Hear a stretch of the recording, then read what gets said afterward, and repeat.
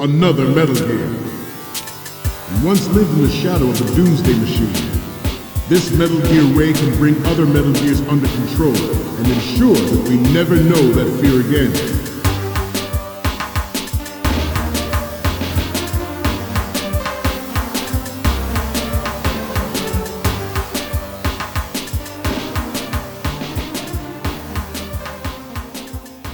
In this game, for reasons I'm not going to get into, we're infiltrating a military ship. When the game begins, we get our bearings for a moment on the aft deck before heading inside. Port side, the lower deck A hatch is open, with one guy slowly patrolling around this communication platform forcing us into his route. Starboard side, deck B is accessible on the upper platform with a guard nearby who often gazes out to sea. The hatches take a few seconds to open, so plan accordingly. Inside, the tanker has 5 decks. Some seem symmetrical, but locked hatches and blocked stairwells mean the navigation map looks more like this. So we can choose whether to explore Deck A and play around in the cruise lounge on our way to B, or enter B directly. After that, we can only reach C via the port side stairwell, so we experience the first security camera as intended. Deck D is the most interesting individual floor. To proceed, we have to either get through a guarded mess hall or recognize the laser-trapped C4 gate and crawl under it. The classic cardboard box is found nearby in the storage room, which also doubles as a good hiding spot. Deck E is the bridge, and we get a story interlude before stepping outside for our first boss battle with Olga. The second part of the tanker is doing what we just did in reverse. We now need to get down to the engine room via a starboard stairwell on Deck A. There won't be any major changes to the trip, but we can find thermal goggles and a nice wet box on the nav deck before we go. Down below is the engine room, a pretty neat layout with 5 guards and our first good opportunity to use ledge hanging as a traversal tool for getting around them. It's fundamentally a pair of narrow tri-level paths with this machinery separating the 2 halves in the middle. If we trigger an alert, there aren't many good places to hide it out. At the other side of the engine room is a second plastic explosive setup. This time we need to identify and shoot all 3 control boxes for the bombs before we can cross the hallway. As we enter, a guard will repair and enter through the port door from Deck A and announce his intention to search the room, which is probably meant to pressure us into the lasers. Deck 2 is a good mood builder, but it's just a straight shot around with some guards to avoid or deal with. We can shoot out the lights, and there's a couple little optional events to trigger. As with much of the tanker, the journey is simple, but there's fun to be had along the way via experimentation. After rounding a couple corners, we have a mini-boss fight of sorts in the form of a hallway shootout with a boarding party. Then we enter hold number 1. This final portion of the tanker is also goofy. 3 rooms full of Marines with their attention focused on screens, but who will notice anything amiss. In the first 2 holds, we can make our way carefully around the perimeter to the door at the front of the room, or use the air ducts to make part of the journey underfoot. There are, of course, more shenanigans possible, but we ultimately want to end up in hold number 3 where Metal Gear Ray is housed, and where Otacon tasks us with taking several photos of it from various angles while the commander gives his speech. Once we take and upload the photos, the tanker chapter ends. 2 years later, we're infiltrating the cleanup plant that was built over the oil spill after the tanker crashed.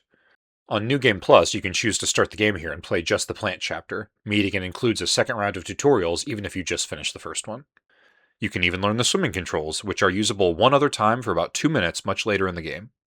Also, we're a guy named Raiden now, and we're rescuing the president.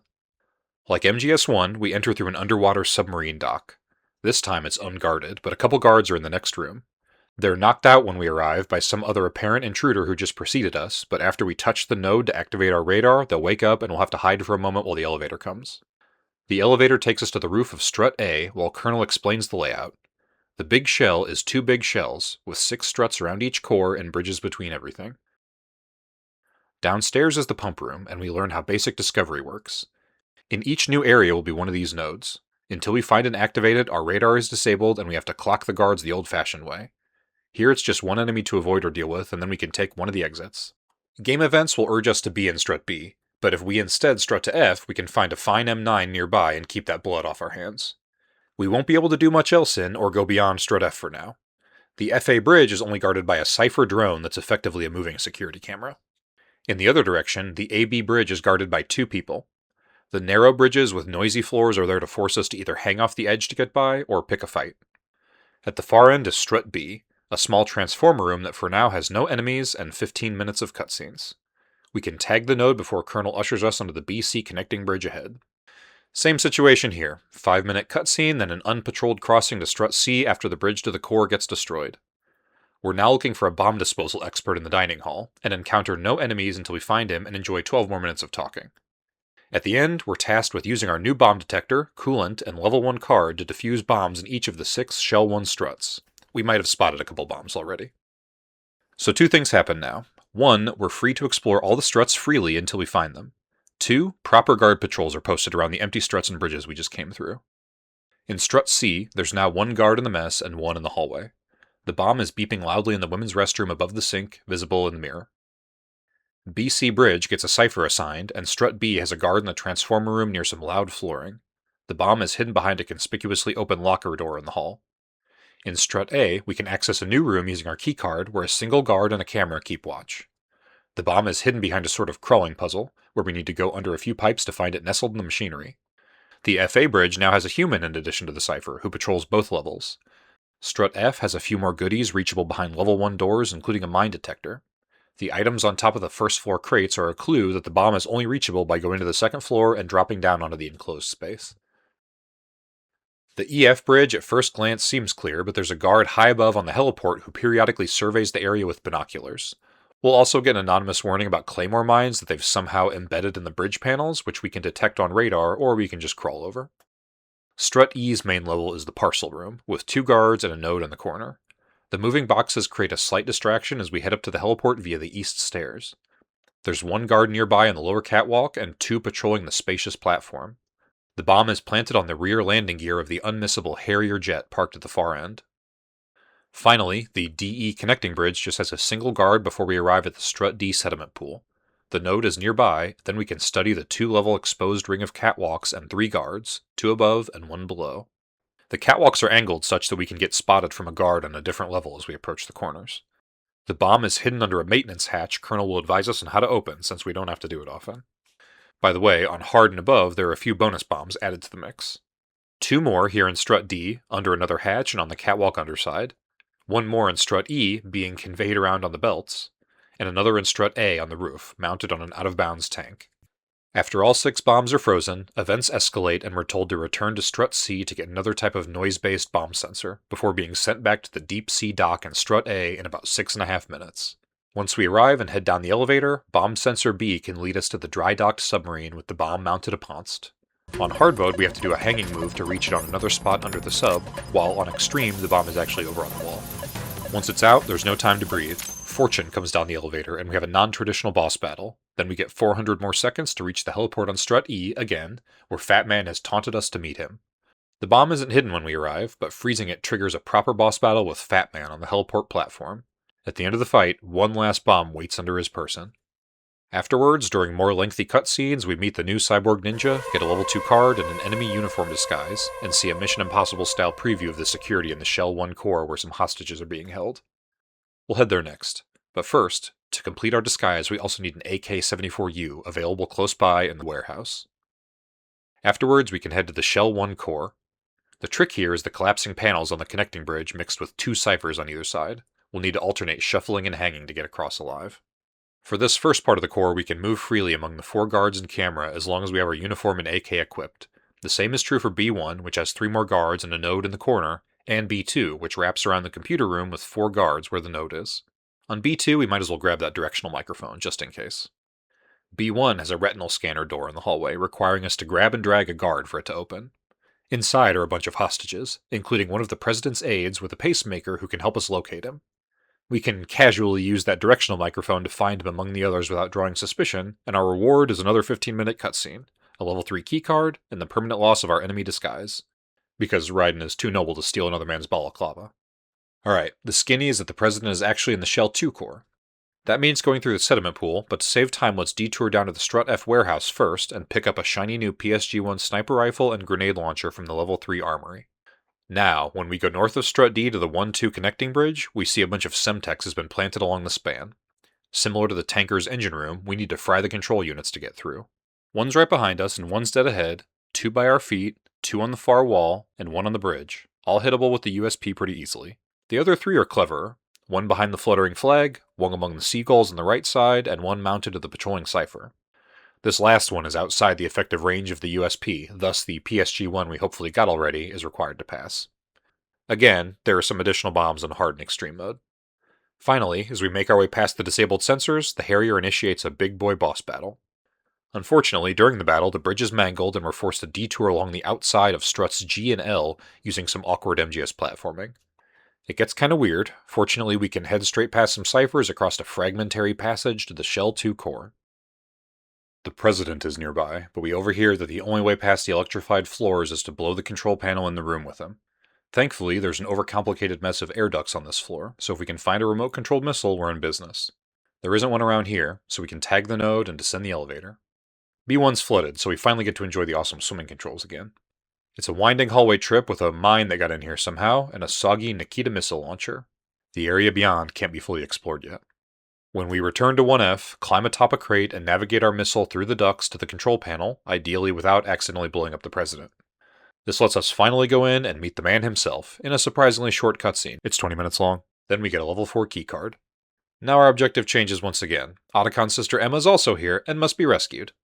She's even further into the flood zone, so we return to B1 to navigate a memorably annoying sunken jungle gym. The filtration chamber itself is the scene of a boss encounter with Vamp. On the other side of a shorter swim, we find Emma hiding in a locker. The fun twist is, she's hydrophobic and a wimp, so we're going to repeat all that swimming backwards as an escort mission.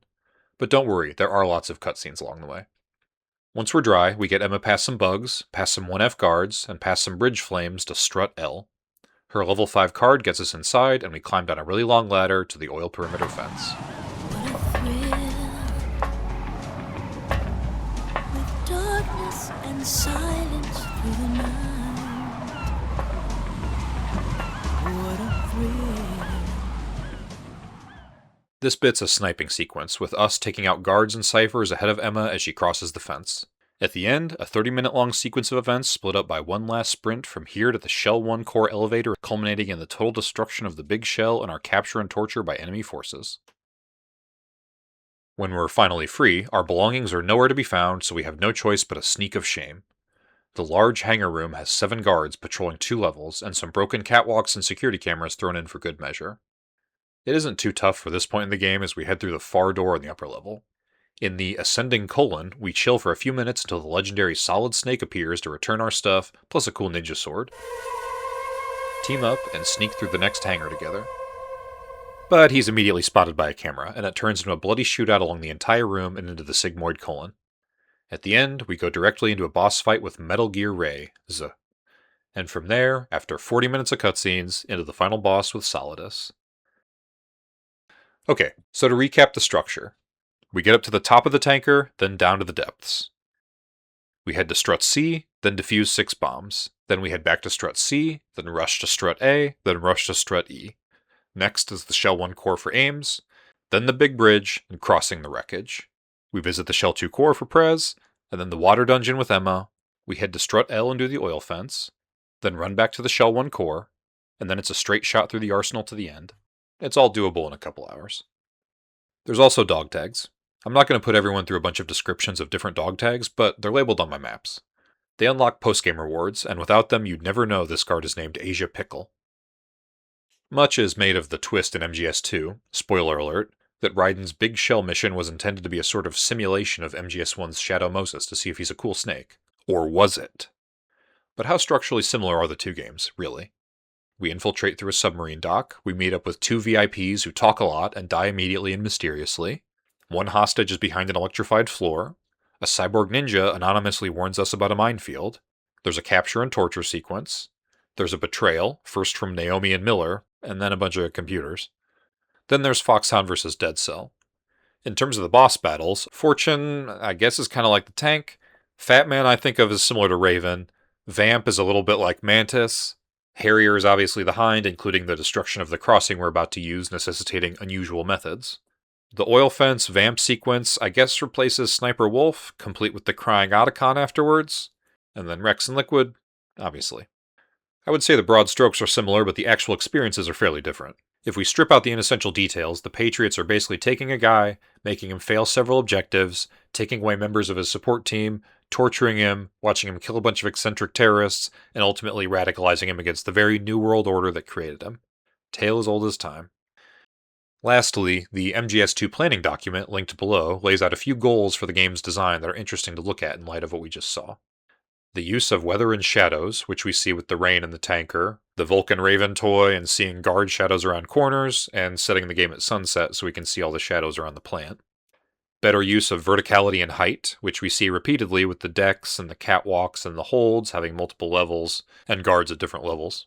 There's talk of crowd scenes, such as the Marines in the hold, the group of hostages. There's also some discussion of how they cut the VR missions to focus development on the main game, and a lot of other interesting stuff. And that's all I got. Thanks for watching.